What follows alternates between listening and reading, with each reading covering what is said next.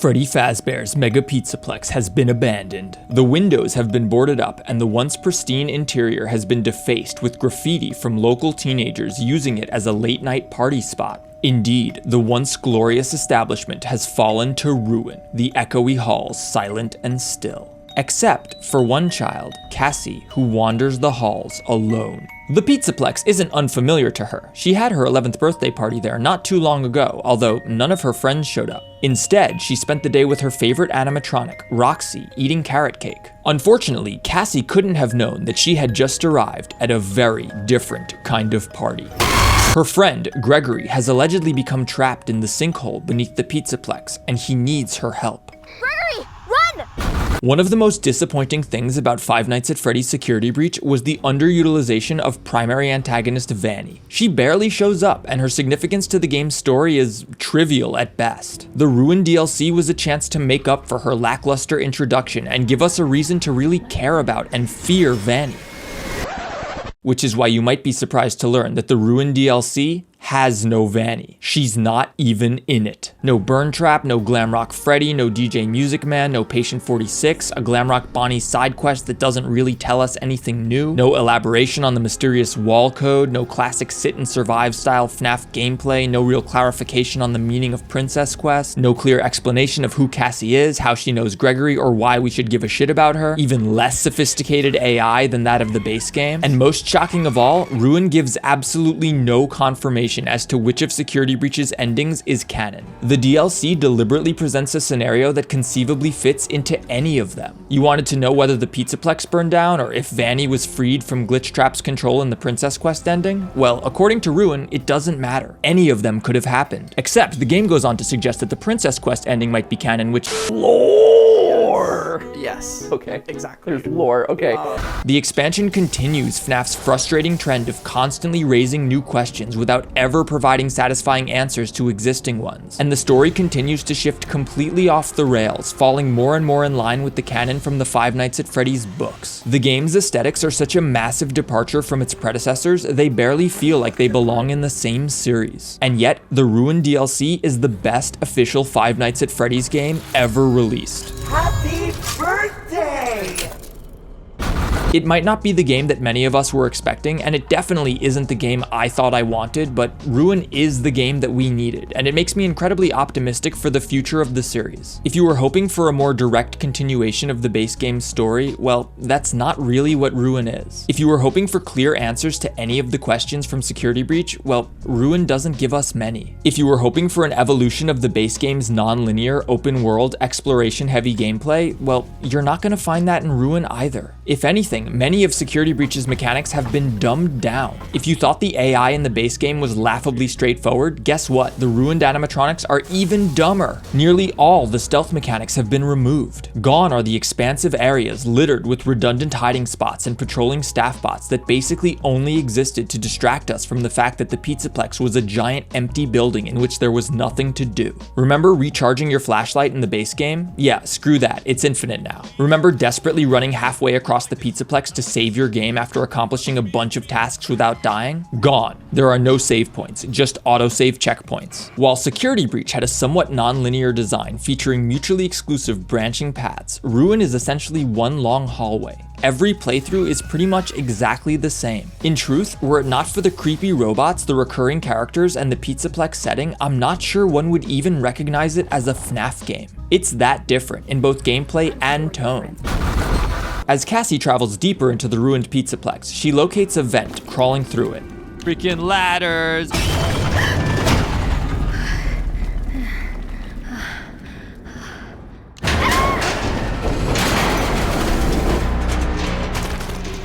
Ah!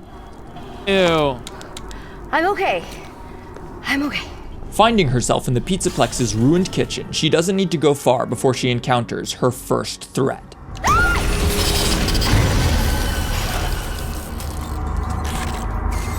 Chica?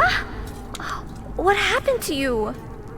You look awful. At the end of the room, Cassie finds a Faz wrench, which she'll need to progress deeper into the Pizzaplex. More interesting, though, is what she says when she picks it up. A Faz wrench? It's just like my dad's. Clearly, Cassie's father has some sort of connection to Fazbear Entertainment. The game makes it clear that all Fazbear technicians carry one. Of course, this is still Five Nights at Freddy's, and Cassie is probably a robot or some shit, so who knows exactly what she means by father. I don't know, I figured Henry when I first heard this, but who knows. You might have noticed that compared to the base game so far, Ruin has been extremely linear. Instead of throwing us into a massive lobby with countless connections to other rooms, there's really only one way to go. And this lets Steel Wool control the pacing and tension a lot more. It's actually somewhat reminiscent of Poppy Playtime's highly scripted cinematic approach. I really hope this whole game is like pretty linear like this. Because if the whole game is like nice, awesome scripted. Okay.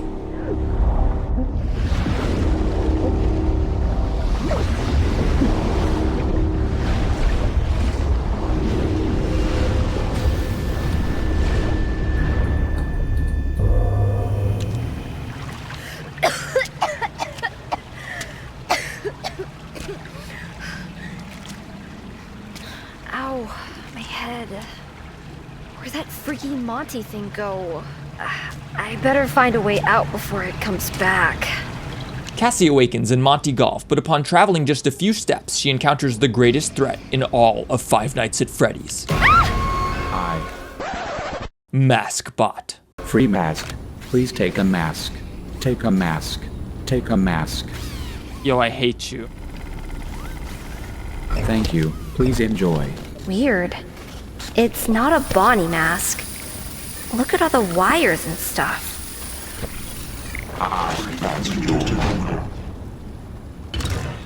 Yo, it's like the show. It's like that anime on Netflix with the titties and the skyscrapers. When Cassie puts on the very obviously computerized Vanny mask, she finds herself in the Virtual Augmented Neural Network Integration Unit, otherwise known as Vanny, an augmented reality layer to the Pizzaplex in which ghostly glitches and strange creatures roam. In recent months, FNAF theorists have speculated that Glitchtrap was in possession of the entire Mega Pizzaplex, having infested its local network and propagated itself throughout the system, and Ruin seems to confirm this. Everywhere you look, there are strange purple artifacts, and as run down as the actual building is, the digital infrastructure that powers it is the real war zone, and something inside is trying to get out. This Theft King synopsis review of Security Breach is brought to you by adorable puppies and kittens. If you don't subscribe to Theft King, you hate adorable puppies and kittens. You don't hate adorable puppies and kittens, do you?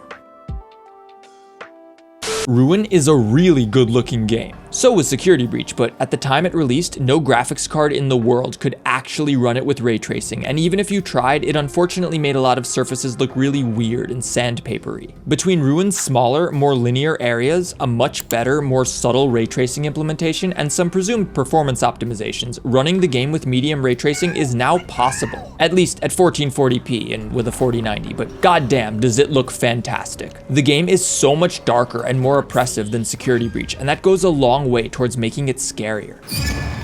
Of course, when Cassie dons the Vanny mask, the game's aesthetic completely changes, turning into something closer to like cyberpunk. Cassie meets Helpy, an AR construct that guides her through this new layer of reality. It's a little disappointing that they didn't go the extra mile to cast a really great voice actor for him. I sing better than you, Bonnie. Rising up is going tonight. Rising up is be my girlfriend. I think it might have made the game a lot more charming if we had a GLaDOS-style Helpy making snide remarks throughout, but whatever. Don't stop looking for me. I need your help. Gregory! Gregory! I can hear you! If you can hear me, turn off all security. Turn it all off. No. Security? What are you talking about? None of this makes sense. Security nodes. Find them and turn them all off. I can't get out until that happens. Gregory? Security nodes? What the heck are those? Okay, I just figured out the twist. At the very beginning of the game, Helpy explains that, oh yeah, I was able to make a copy of your voice. Gregory, are you there?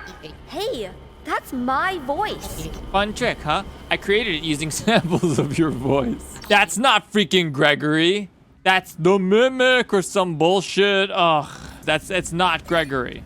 It really is striking looking, and seeing your surroundings change as you toggle the mask on and off is a pretty neat effect, but it doesn't really feel like Five Nights at Freddy's. FNAF's visuals have always been pretty grounded and realistic, including in Security Breach, but Ruin goes completely off the rails. It's somewhat reminiscent of the alternate shading in Help Wanted, but it's very different. It doesn't feel anything like FNAF, and that's okay. The mask also introduces Ruin's core gameplay, which is like a highly streamlined version of the base game. We arrive in a ruined, cut-down version of Monty Golf, stalked by the crawling torso of the bass-playing alligator.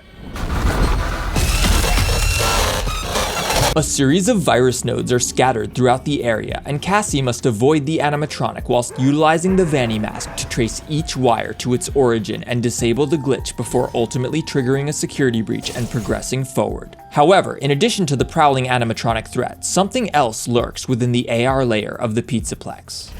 Remaining in the AR layer for too long results in the entity attacking you. This draws the attention of whatever enemy is in the area, and continuing to don the mask for much longer will trigger an automatic game over.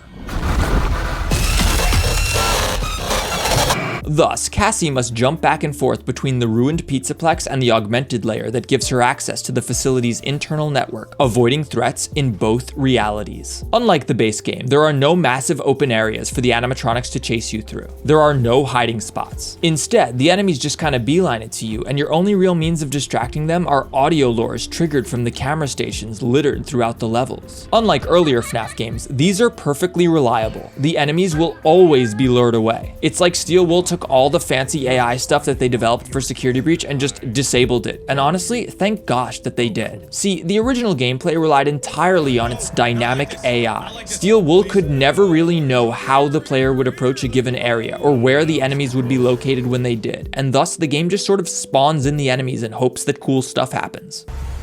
Okay. Alright. Furthermore, the AI is just really dumb, and Steel will realize that late into development. The areas are huge and empty because otherwise the animatronics would get caught up on every little object. Oh no! Okay. Now we've reached a point of negotiation. Staff bots are everywhere, and the Glamrocks teleport behind you whenever they feel like it because it was the only way to make these idiots threatening. Ruin's smaller, streamlined, more linear areas allowed Steel Wool to focus on fun, scripted sequences that are actually scary. And when the animatronics do go into patrol mode, they basically just follow predefined paths through the areas, only deviating to hunt you down. Make no mistake, it's not perfect. Some of the pathing is still broken. I was able to get Monty stuck here several times and had to bait him out before continuing. You idiot! However, Ruin seems to account for the shortcomings of the enemy AI. None of the scares or gameplay really rely on it. After breaching security in Gator Golf, Cassie moves forward and finds herself in the daycare, one of the most infamous areas from the base game. If you thought it was dark and creepy back then, it's way cooler now, and we're quickly reintroduced to one of the most iconic characters from Security Breach, the daycare attendant. Naughty. It's time for your nap.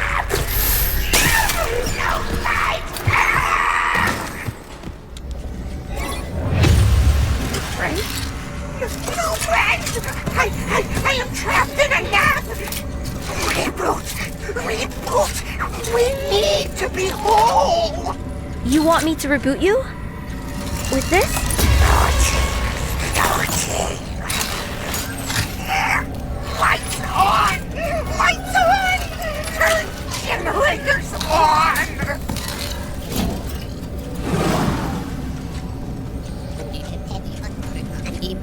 This segment is gorgeous, and if you're lucky enough to have like a 4090 or whatever, I would encourage that you turn on ray tracing and make sure the game is appropriately dark because it looks fantastic.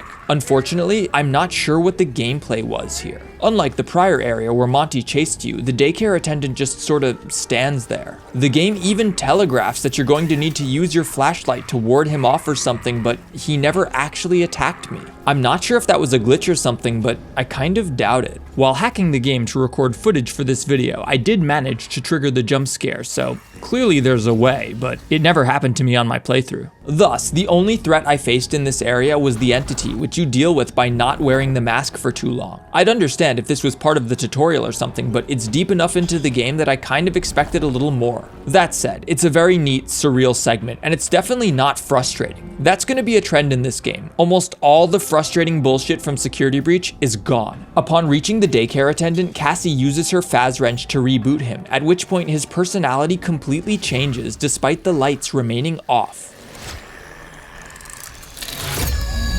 Happy birthday! Warning, warning! Child in danger! Safety mode active. Little girl, you can't be in here. It's dangerous. I need to clean up before we can open in the morning. Oh, this place will be flooded with kids. Come back soon and have a Fazerific day.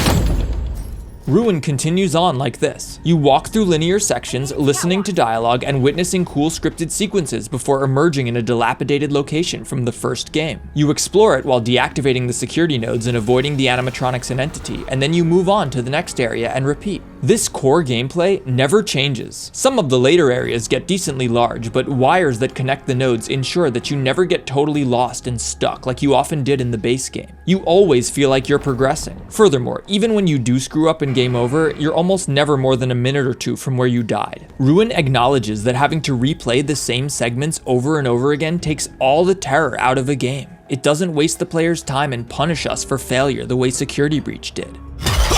Apparently I missed the blue button by about 1 pixel. After navigating past some endoskeletons, we find ourselves in the catwalks above Monty Gator Golf. Once again, there's no enemy chasing us through here. It's just wandering around, solving puzzles. It's a cool area, but considering how much time you spend here, it kind of feels like a missed opportunity. There aren't really any scares, and there aren't many cool scripted sequences. It's just kind of walking around, trying not to fall, and using your Faz wrench to activate stuff until you can progress. I guess there was this one cool part.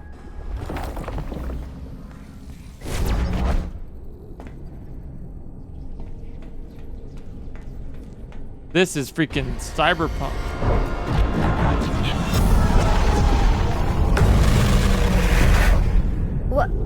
What happened to it? I took care of it. This area is safe now. Yeah, with my help. I am being helped with a signal jammer. That rabbit thing won't bother you anymore. You ain't Gregory.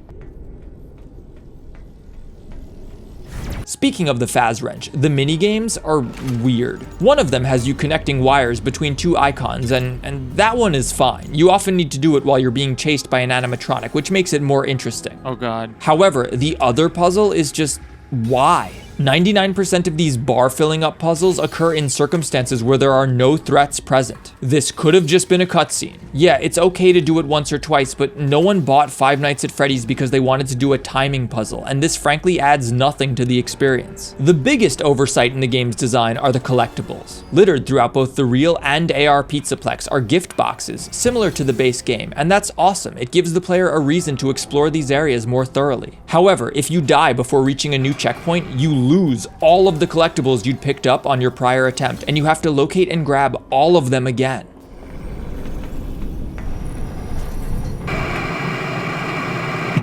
Okay, well, I really think that this should be patched so that items are persistent per profile, because right now this is the only situation in which death can still be gratuitously punishing. The only time I really got frustrated playing Ruin was when I fell off the catwalks at the very end of this section and had to spend 5 minutes wandering around picking up gift boxes again before I could move on from a level that I'd already beaten. You play a game like Ruin to have fun and get scared, and you can't have fun and get scared when you're frustrated. After flicking a bunch of switches, Cassie hops in a gator gondola and escapes the catwalks. Progressing through another linear section, she emerges in Chica's cupcake factory and must once again avoid capture whilst deactivating the security nodes. The game adds a new mechanic here that prevents you from taking your mask on or off, which seems really straightforward, but combined with the threat of Chica stalking throughout the area, it actually works pretty well. Of course, once you know where to find and disable the jammer, it becomes trivial, but that's fine in a linear game like this. After escaping the factory, Cassie emerges in the Roxy Raceway Salon, a gorgeous but completely underutilized area from the base game. Upon emerging, she encounters Roxy, her favorite. Poor Roxy. Who's there? You can't hide from me. Gregory. No! Gregory, run! Roxy's after you! In case you didn't notice, the Glamrocks have behaved rather gently towards Cassie. Throughout the entire base game, the animatronics hunt Gregory, who is in turn terrified of them, but Cassie isn't scared of the robots at all. If anything, she seems sympathetic towards them, and they don't seem to be coming after her either. Sure, at times the entity lures them to her, but when they have all their faculties, they seem to leave Cassie alone. Gregory is their emphasis. I mentioned before that we don't get much obvious detail as to Cassie and Gregory's relationship, or how they know each other, but we do see this cardboard cutout of the two in Roxy's salon. Cassie is crying, and Gregory appears to be comforting her. Could this be how they met? However, upon deactivating the nearby security node, the cutout changes. Climbing down into the hole beneath Roxy Raceway, a familiar foe returns. Monty? The next segment is literally just the water demon segment from Amnesia: The Dark Descent. For those of you who are younger, Amnesia was the game that caused Markiplier's channel to really start blowing up before he even had a face cam, and the water demon segment was infamously terrifying. It's cool to see an homage to it in FNAF. Like Amnesia, Cassie must navigate to the end of a flooded hallway, taking shelter on raised platforms so as to avoid a patrolling Monty Gator. Unlike in Amnesia though, we can see Monty, which makes this section trivially easy. It's cool though, I liked it. Literally Amnesia.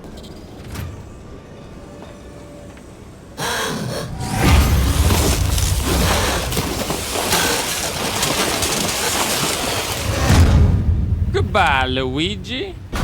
Finally, Cassie comes across Roxy, the best. Her favorite. Using the camera and audio lures, the girl baits Roxy through a series of barricaded doors, unlocking the path forward. Unfortunately, when I got to the end of this area, Roxy just stood there, right at the spot I needed to get to. Nothing I did seemed to draw her attention, not even the audio lures, and thus we had to take a tremendous risk.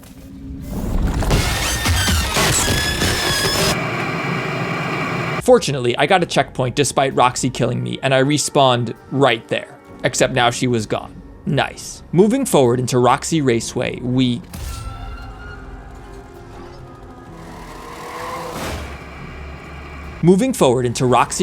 the game wastes our time with yet another wrench puzzle before... Give me back my eyes! Ah! Let go! Let go! I'm sorry. Error. See what I mean when I say that it feels like the animatronics just aren't after Cassie? They only seem to attack when they mistake her for Gregory.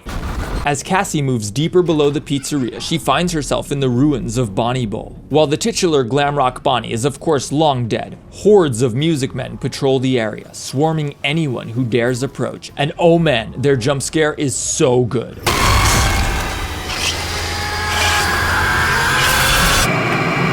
However, there are secrets buried within Bonnie Bowl. Hidden away in a back room, we find the corpse of Glamrock Bonnie himself, surrounded by 4 of the possessed caution signs. These signs are some of the creepiest things in Ruin. Approaching them whilst wearing the Vanny mask causes anguished wails and the sound of crying infants to ring out in Cassie's head.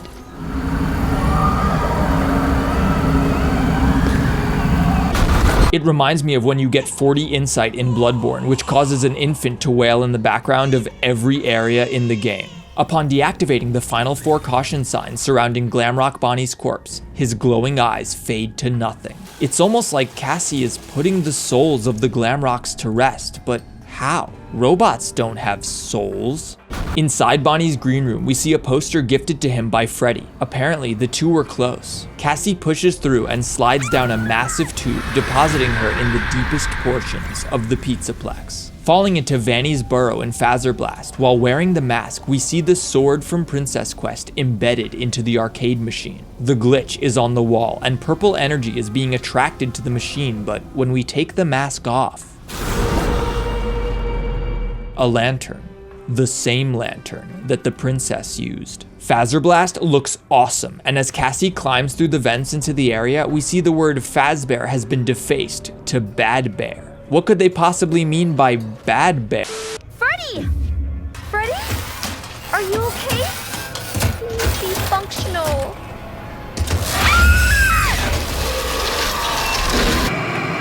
This Freddy sequence highlights one of Ruin's other major flaws, the chases. The entire time that you're running from the Glamrock Freddy prototype, he's behind you. You can't see him. If you do turn around to try and look at him, you're probably going to die. This is something that Poppy Playtime does a fantastic job with. The Huggy and Mommy Longlegs chase sequences are, like Ruin's, totally scripted, but they go out of their way to put the thing that's chasing you in front of you. When Huggy chases you through the vents, he comes at you from every angle. He doesn't just chase from behind the entire time. This is how you design a really good scripted chase sequence, and Poppy Playtime has become a multi-million-dollar franchise off the back of one really fantastic one. Of course, it would have taken a lot more time and effort to animate Freddy climbing over the barriers and breaking through walls to get at you, but that's what makes a chase sequence memorable and cinematic. Furthermore, the fact that the game still limits your stamina during these chases is so awkward.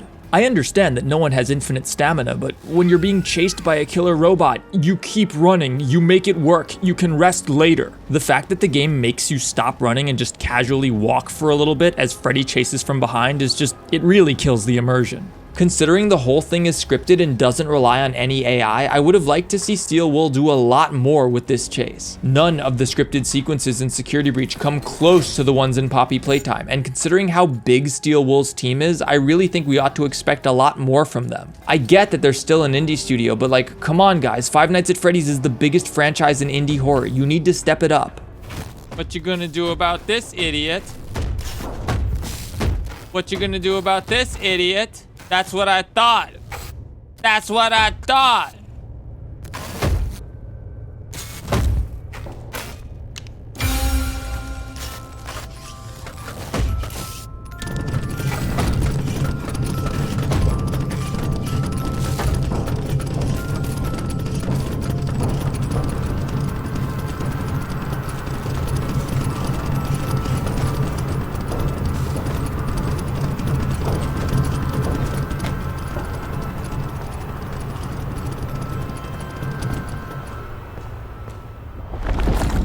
After escaping Freddy, Gregory contacts Cassie again and informs her that there's one final security node that she must deactivate. Roxy's the final node. You need to deactivate her. But Deactivate her. Save me. Save me, Cassie, please. It's so dark down here. Yeah, you're not Greg, you're sus as hell. What follows is by far the most intense scene in any FNAF game ever. It's even more intense than Henry's speech at the end of FNAF 6. Roxy. Cassie. Cassie. You remember me? I remember your special day. Do you still like carrot cake? It has been some time since I saw you last. If I remember correctly, it is on the 11th. I remember because you are number 1, twice. Have you booked your party? I'm sure your friends will show up this time.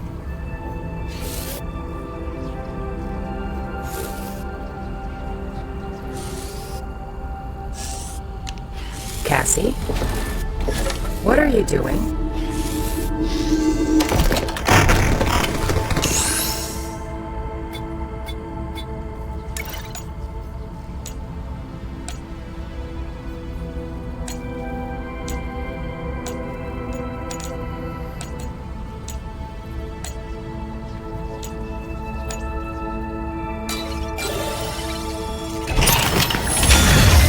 Sorry. I love carrot cake. Happy birthday, Cassie. Roxy. I'm sorry. I'm so sorry. What the fuck? This is Five Nights at Freddy's. What the f? That was way too intense. Did she just mercy kill Roxy? That was crazy. God.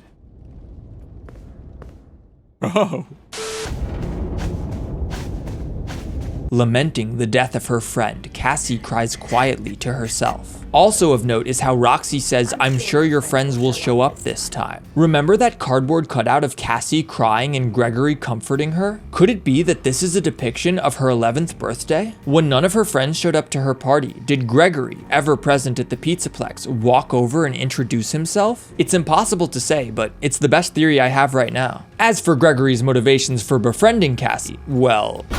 Emerging from the elevator that led to the FNAF 6 location in the base game, Cassie moves through the caves. Hang on, we need to have a quick baptism. Purify us! After what we just did to Roxy, we need purification. Typically in FNAF, purification is done via fire, but... Eventually finding herself in the burned out halls that Henry killed Afton in so many years ago. Finally, we get to explore the back rooms of the simulated pizzeria, and still sitting there is Candy Cadet. Throughout the game, we can locate optional Faz tokens hidden in gift boxes. Inserting them into Candy Cadet unlocks another line from his story. I am a Candy Cadet. Come get your candy here. Now I will tell you a story about a mother and her little boy who lived alone in a cabin in the dark woods. There was a monster in the woods, but the mother caught it and kept it locked in the basement. The monster always made scary noises at night, but the mother would tell the boy not to worry because it could never get out. Then she would sing the boy a lullaby to sleep. One day, the monster stopped growling and instead listened and learned the lullaby. The next day when mother went out to find food, the monster sang the lullaby from the basement. The little boy heard the lullaby and opened the door. Navigating to the origin of it all, Cassie arrives at Mix's, a computer. At Gregory's behest, she deactivates its security protocols.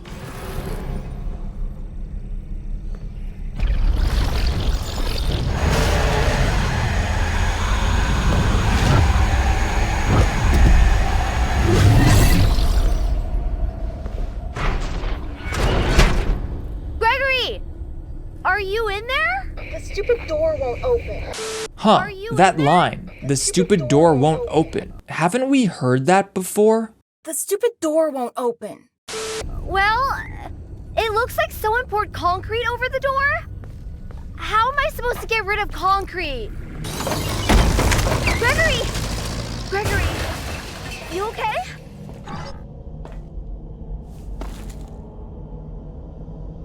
You saved me. You saved me. Gregory? I'm Gregory. You're not Gregory. What are you? I'm Gregory.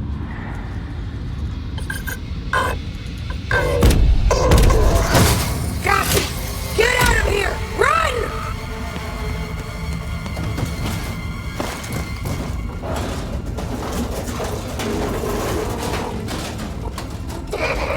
Cassie, can you hear me? Gregory? Is that really you? I mean, really you? I've been trying to reach you all night. I'm not at the pizza place. Something's trying to trick you. You're a bit late. This thing in the basement sounds just like you. How do I know this is you for real? Is there another option? You need to get out of there now. How? My friend has access to the building maps. Just follow instructions. It's Vanessa. Gregory's friend is Vanessa. That's why they censored the pronoun, because he would have had to say she and it would have been even more obvious. My friend has access to the building maps. Just follow instructions.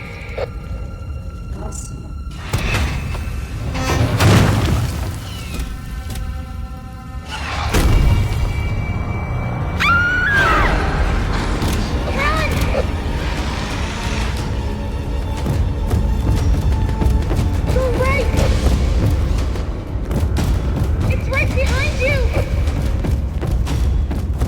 Keep going!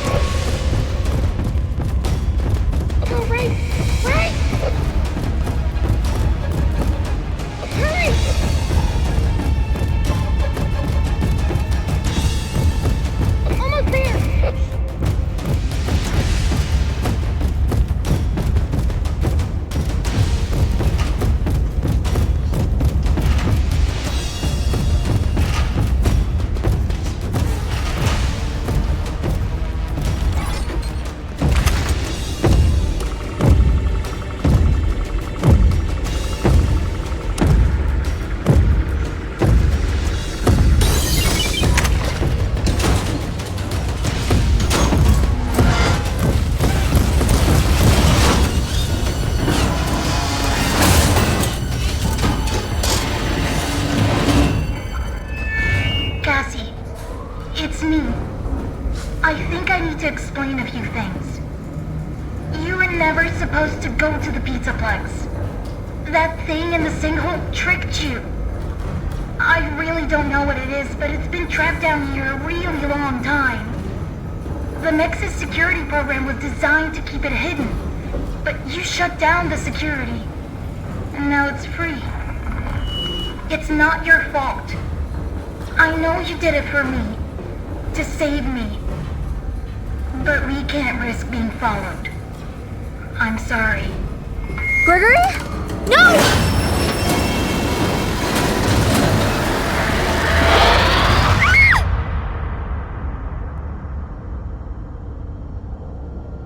Rosina, please come tonight. I want you back. It would seem that Ruin's twist was that the entity wasn't actually a villain. It wasn't Glitch Trap. It was literally a computer program trying to keep us away from mixes. Of course, that isn't the game's only ending. We can also choose to ignore Gregory and go left at the very end, where we encounter a cardboard cutout. Suddenly, the Vanny mask becomes available to use again, and if we put it on, Cassie, I'm okay. I found a spot to hide.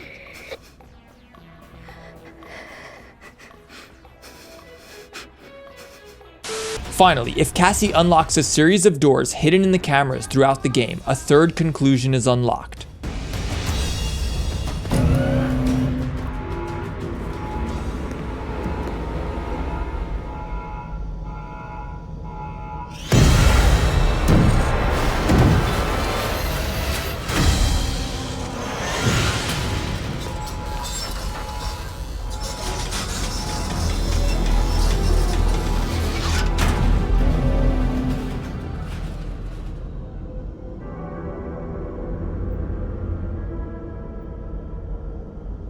Are you kidding? I mean, like, yeah, that was cool, but like, that wasn't an ending, it was just another scene. After going through the entire game and unlocking the secret ending, that's it? It's a cool animation, sure, but it doesn't tell us anything new. Okay, cool, the Mimic is in one of his Mimic suits. So what? We already knew it was the Mimic. A robotic arm grabs him and pulls him away. Okay, it's exactly the same as Security Breach's ending, actually. Some people will think it's more satisfying because our protagonist, Cassie, ends up in a slightly better position, but not really. She's still trapped in the Pizzaplex. Gregory is still sus as hell and trying to trick her, and none of these endings are satisfying whatsoever. I have a lot of praise for Ruin, and it's a substantial improvement over the base game, but to be honest, I'm kind of getting sick of this. I understand why FNAF keeps doing it. Telling these vague, open-ended narratives that constantly introduce 10 new questions for every one that they answer drives a ton of engagement for the series. This narrative technique of never really letting us know what's going on probably benefits Five Nights at Freddy's, but it's really starting to get unsatisfying. I'm okay with there being lots of mysteries and stuff, but at the end of Ruin, the player is left with far more questions than they had going into it. Yeah, we saw Glamrock Bonnie, we saw the Mimic and the glitch, I guess, but like, what did we actually learn? Nothing.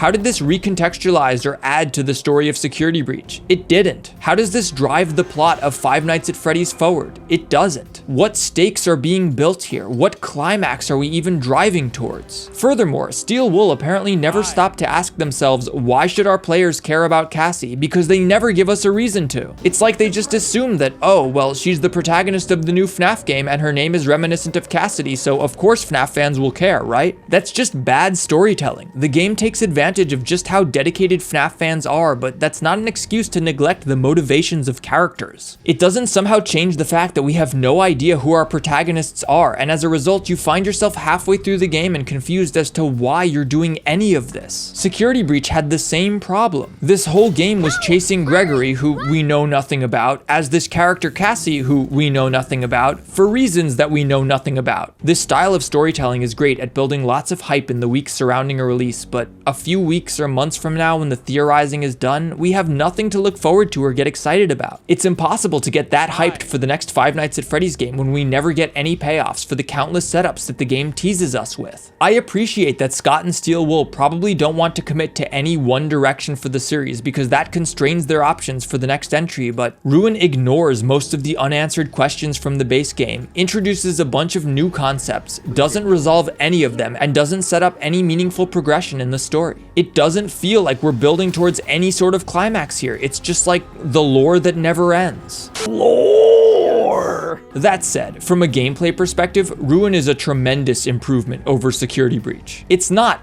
amazing, it's not even great, but it's a lot better, and I think that's primarily a result of Steel Wolf finally being comfortable introducing new ideas. I think they recognized that Security Breach was a radical departure from any of the FNAF games that came before it, and thus they kind of overcompensated, adding tons of Easter eggs and references to the earlier games, yet neglecting to include any fun gameplay. The result was an incredibly shallow experience. It was cool and exciting for us FNAF fans the first time we played it, but going back and playing it again is ridiculously tedious. It's a terrible game, guys. Security Breach was a terrible game. Ruin does the opposite, abandoning almost everything that doesn't directly cater to its gameplay. It barely feels like Five Nights at Freddy's, and I honestly think it's a much better game as a result. If something works, be it mechanically, visually, or whatever, go for it. I'd much rather have a fun game that doesn't quite feel like FNAF than a shit game that's plastered head to toe in FNAF Easter eggs. Ruin is not a perfect game. As I said before, it's not even a great game. That said, Ruin is a good game. It's a fun experience, and it's got far more playtesting and polish in it than any of the prior Five Nights at Freddy's games. It's infinitely more enjoyable than Security Breach, and it's free. If you've held off on buying the game up until this point, would I recommend that you shell out $40 just to play the DLC? Hell no, it's not worth it. However, if you already bought the base game a year ago, you'd have to be crazy not to play this. If you're someone who felt ripped off by the cost of Security Breach, Ruin goes a long way towards improving the value of the overall experience. I think that's what Scott and Steel Wolf set out to do with this DLC, and I think that that's what they've achieved. I'm really hoping that going forward, the FNAF franchise continues to evolve and do new things. The series has been bogged down by its years of lore for too long, and it's about time that we got stuff that just feels different. That said, Scott, Steel Wool, you have to start building the stakes in this series because right now there are none. Entire plot points are introduced in one game only to be completely abandoned in the next, and people are getting sick of it. Please stop giving us these dead-end mysteries that have no impact on the overarching plot. It's getting old. And also, you gotta step up those scripted sequences. Poppy Playtime's chases leave FNAFs in the dust, and as a longtime FNAF fan, it's really sad to admit that. Anyway, thanks for watching.